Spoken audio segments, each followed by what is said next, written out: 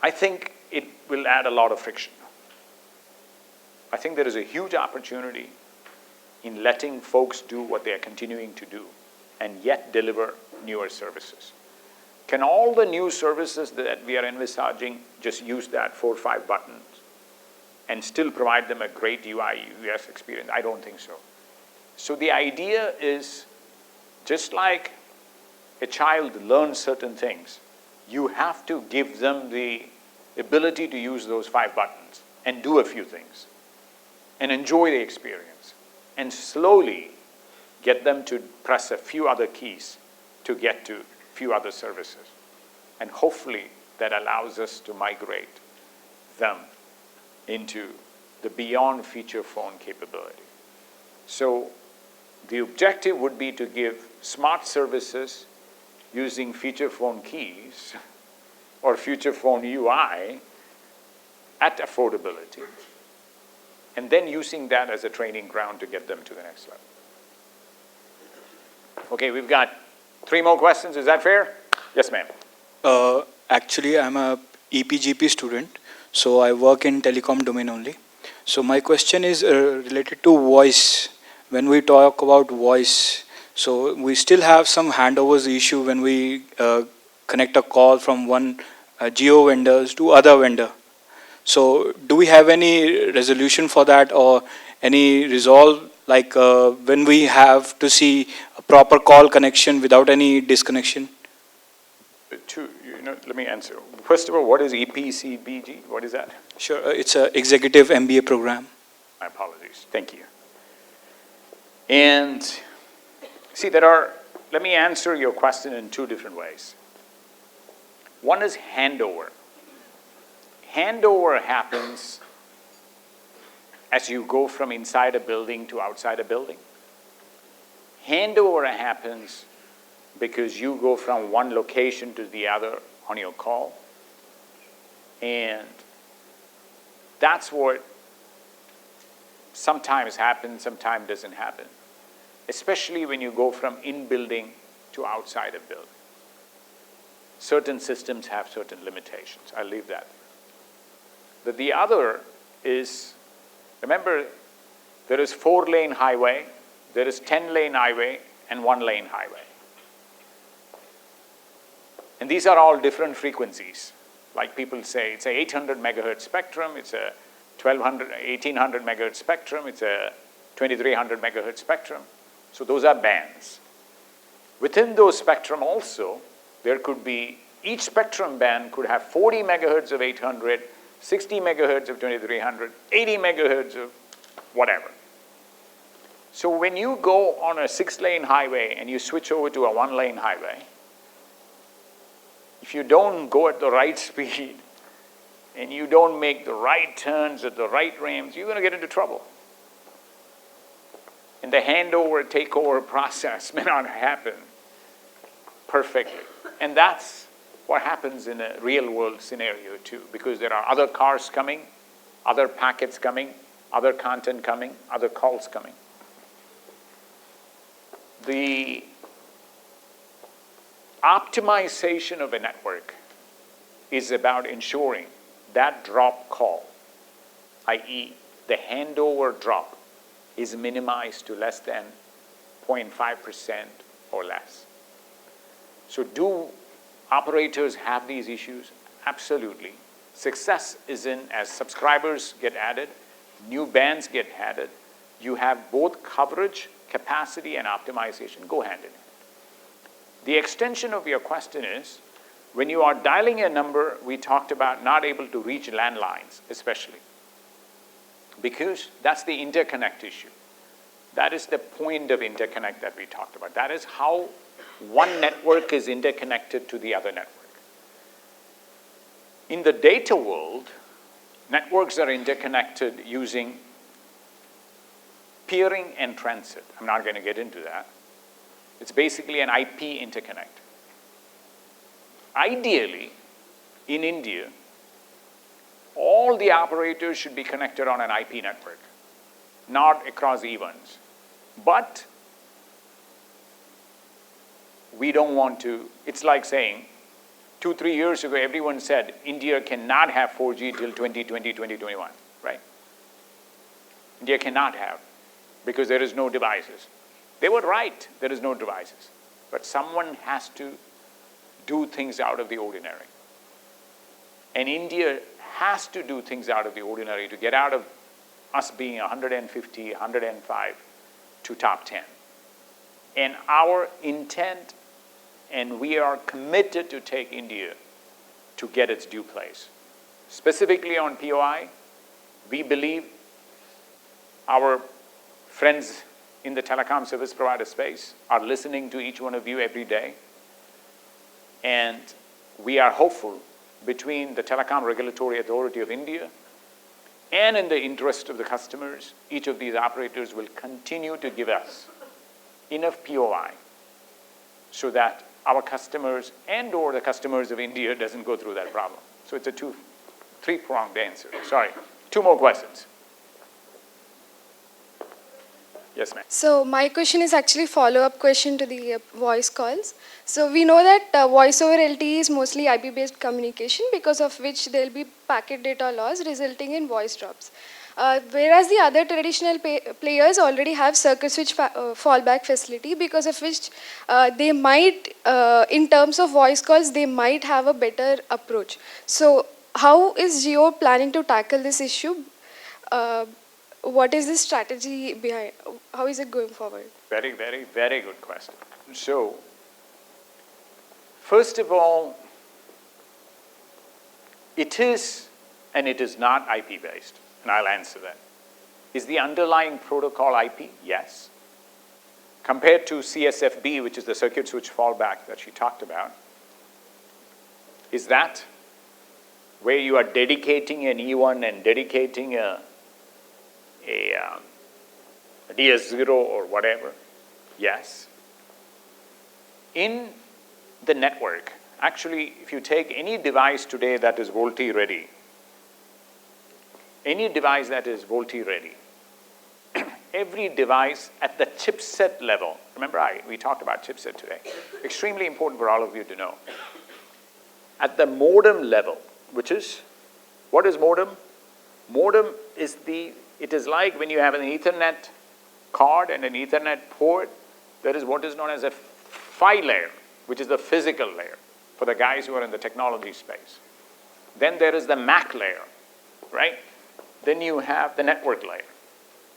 Similarly, the chipsets that are sitting on this phone has at the modem layer what is known as an IMS client. What is that? IMS stands for IP Multimedia Subsystem. What is that?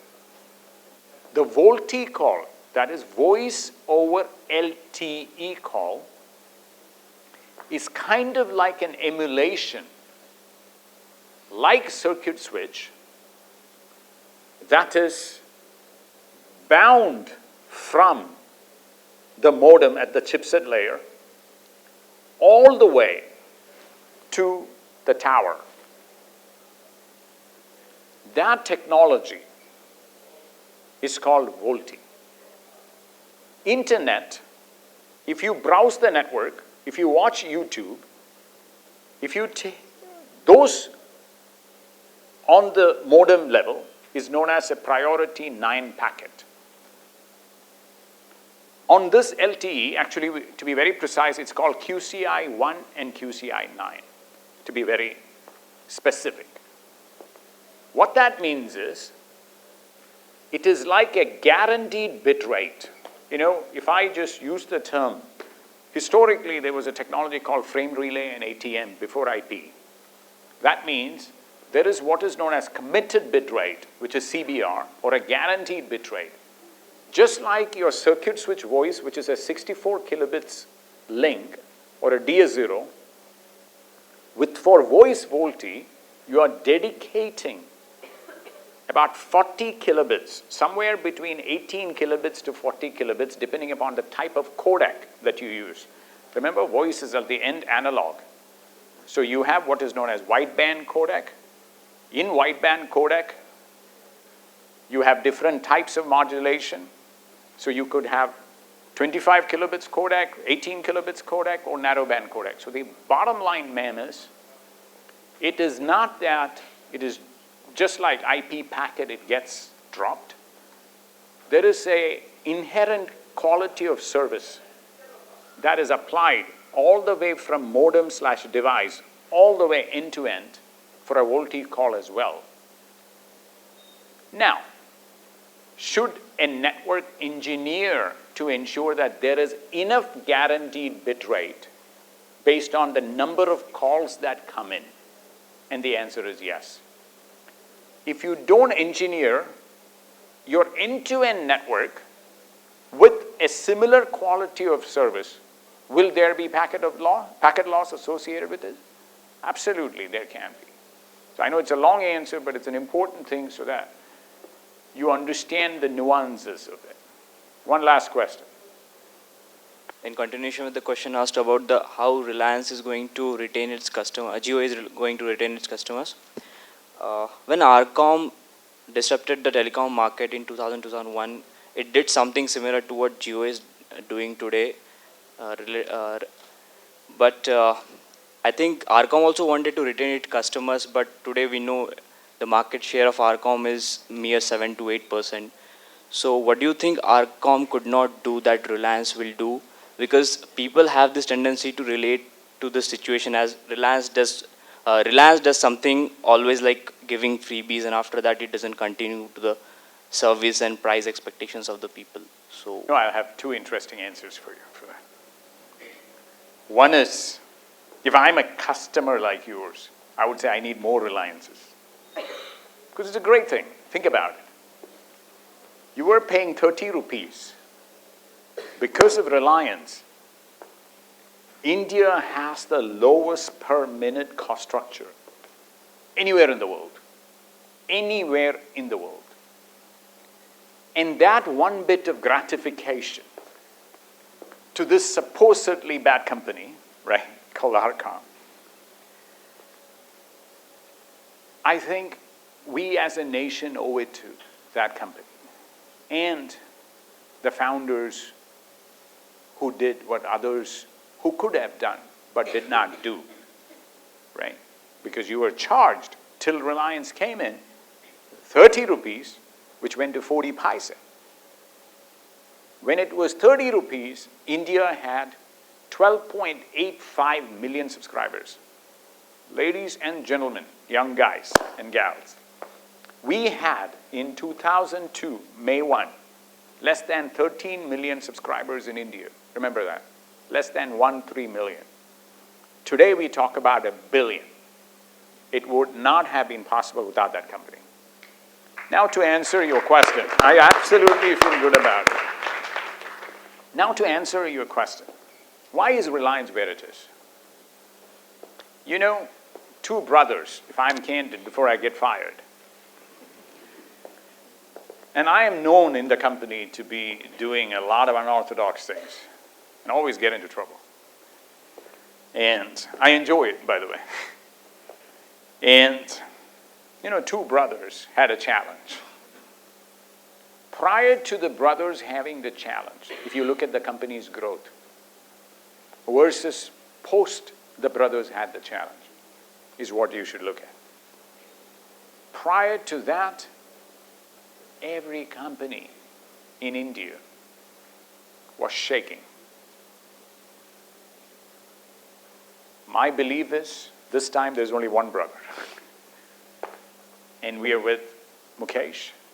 And we are hopeful that he will take this the long run. We are in it for the long run.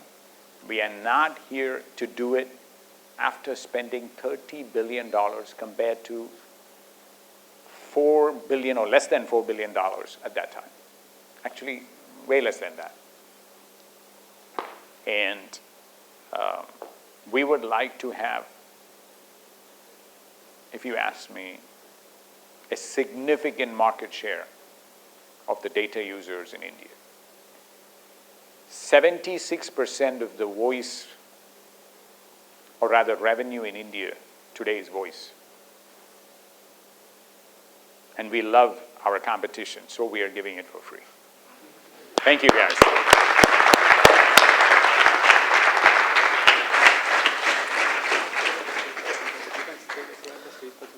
Thank you, sir, for enlightening us on how Reliance Jio is actually revolutionizing the digital India and also the future opportunities in the field. Hope IIM Kozhikode and Reliance Jio collaborate to build a digital era. We also have with us the CEO of JioChat, Mr. Rahul Razdan. We would like to thank the team for launching GeoQuiz for the students of IIM Kozhikode. Use your JioChat app to participate in the quiz.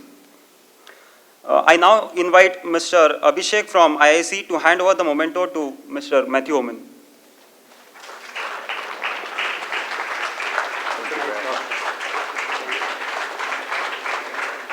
You know what, guys? I gotta tell you something about this JioChat. I want to encourage all of you, if you can.